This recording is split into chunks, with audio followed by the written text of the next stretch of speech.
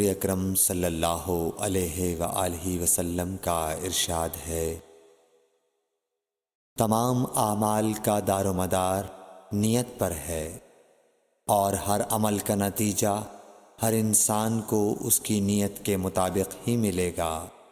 پس جس کی ہجرت دولت دنیا حاصل کرنے کے لیے ہو یا کسی عورت سے شادی کی غرض سے ہو، پس اس کی ہجرت انہی چیزوں کے لیے ہوگی جن کے حاصل کرنے کی نیت سے اس نے ہجرت کی۔ صحیح بخاری حدیث نمبر 1۔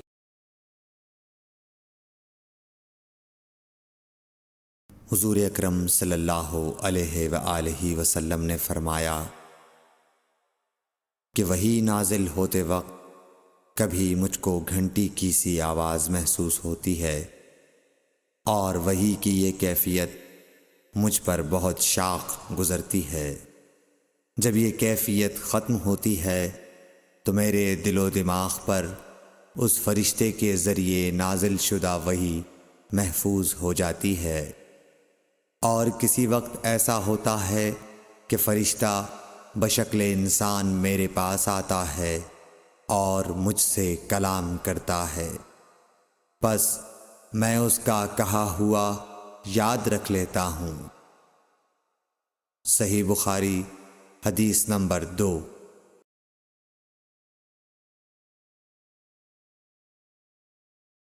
حضرت صلی اللہ علیہ وآلہ وسلم پر وحی کا ابتدائی دور اچھے سچے پاکیزہ خوابوں سے شروع ہوا۔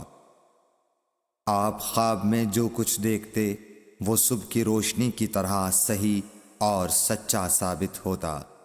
پھر من جانب قدرت آپ تنہائی پسند ہو گئے، اور آپ نے غار حرا میں خلوت نشینی اختیار فرمائی، اور کئی دن اور رات وہاں مسلسل عبادت اور یاد الہی و ذکر میں مشغول رہنے لگے۔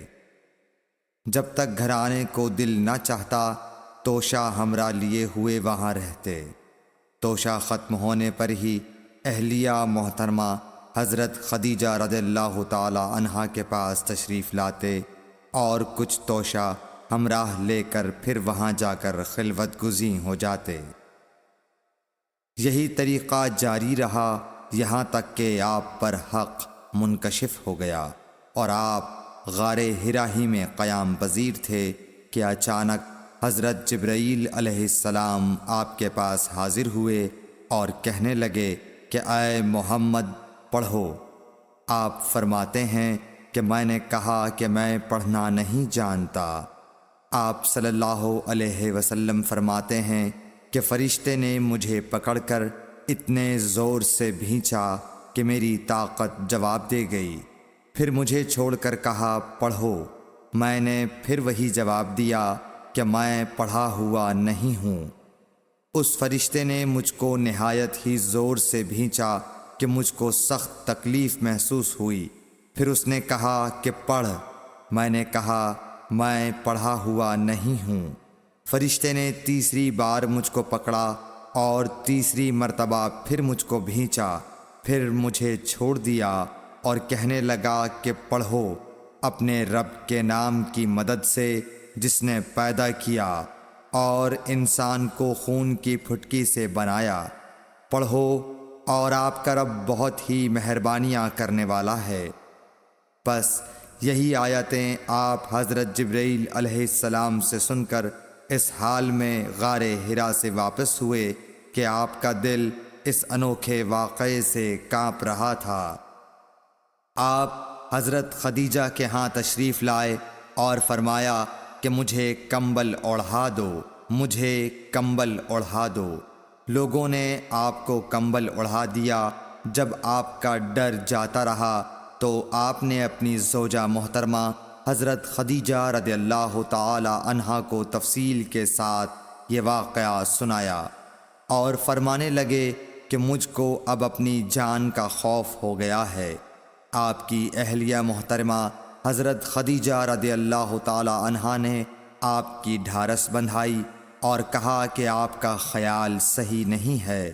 اللہ کی قسم آپ کو اللہ کبھی رسوا نہیں کرے گا۔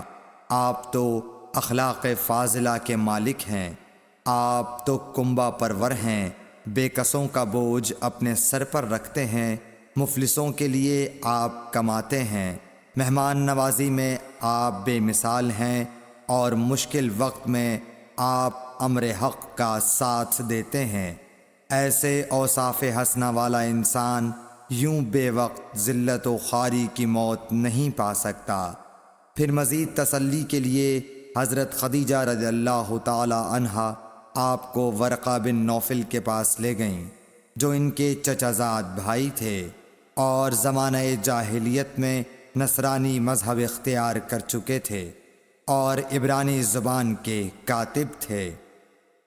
چنانچہ انجیل کو بھی حسب منشائے خداوندی عبرانی زبان میں لکھا کرتے تھے۔